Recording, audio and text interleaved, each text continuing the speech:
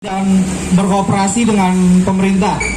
Pada saat itu Orde Baru ya, Soeharto dan wakilnya. Nah,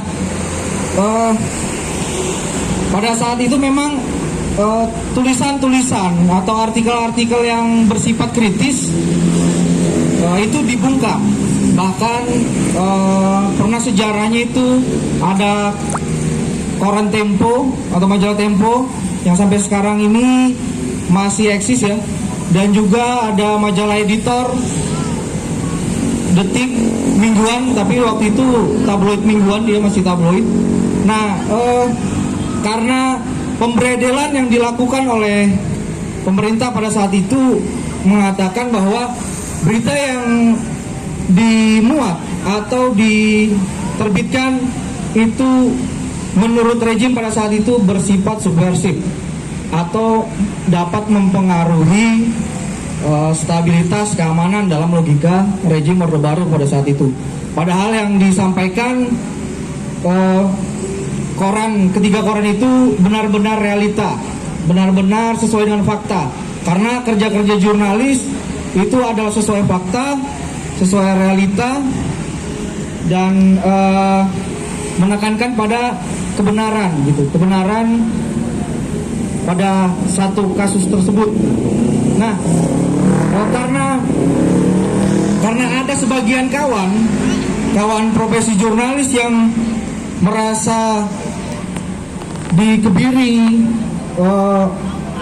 ide-ide tulisannya, maka dan aksi-aksi pemberedelan yang terus-menerus dilakukan karena sifat rejim Orde Baru pada saat itu kan anti kritik ya. Kalau bisa dibilang anti kritik, diktator, otoriter dan segala macamnya, yang membuat sebagian kawan-kawan itu membangun organisasi tandingan bahasanya yang bernama AJI. Dan memang waktu itu AJI terlibat dalam advokasi, terlibat pada dalam penulisan-penulisan misalnya di pabrik-pabrik, di kampus-kampus. Jadi teman-teman AJI itu bebas dari intervensi pemerintah pada saat itu, walaupun memang dicari-cari. Ya masih ingat ya dalam benak kita bahwa ada yang namanya UDIN gitu kan, Bernas, ada namanya Prabangsa dan segala macamnya. Yang terakhir itu di Banjarmasin, Banjarhits, di Ananta Putra Semedi.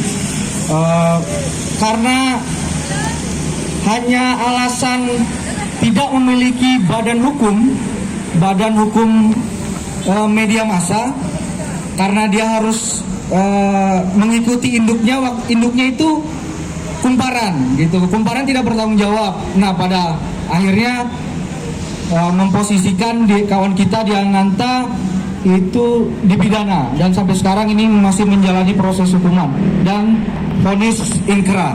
Nah, jadi menurut kita itu tidak adil.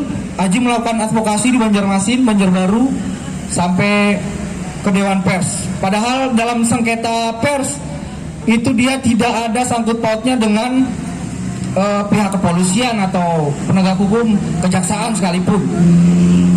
Dalam rekonsiliasi atau urusan pers itu dilindungi Undang-Undang Kebebasan Pers ya, tahun 99. Ya, masa reformasi Undang-Undang itu terbit, muncul dan memberikan angin segar buat teman-teman wartawan gitu. Artinya tidak ada lagi disetir, media tidak bisa disetir, tulisan-tulisan kritis jurnalis juga tidak bisa dipengaruhi. Nah, dan itu yang membuat AJI itu membentuk organisasi yang bernama Sinar Gali waktu itu, dan merumuskan berbagai macam program kerja dan rencana-rencana ke depan. Dan saat ini eksis dan diakui oleh Dewan Pers. Nah, jadi memang perjuangan demokrasi, perjuangan teman-teman pro demokrasi utamanya dengan organisasi jurnalis atau bisa dibilang serikat jurnalis ini, dia tidak bisa dipisahkan. Artinya pena atau tulisan tinta dari teman-teman yang kritis waktu itu ikut menjadi peluru perlawanan dari rejim yang diktator waktu itu, yang sudah berkuasa selama 32 tahun ya. Nah, dan berkaca pada tahun ini di era reformasi tahun 2020 terutama, aku membacakan ini adalah laporan utama dari tabloid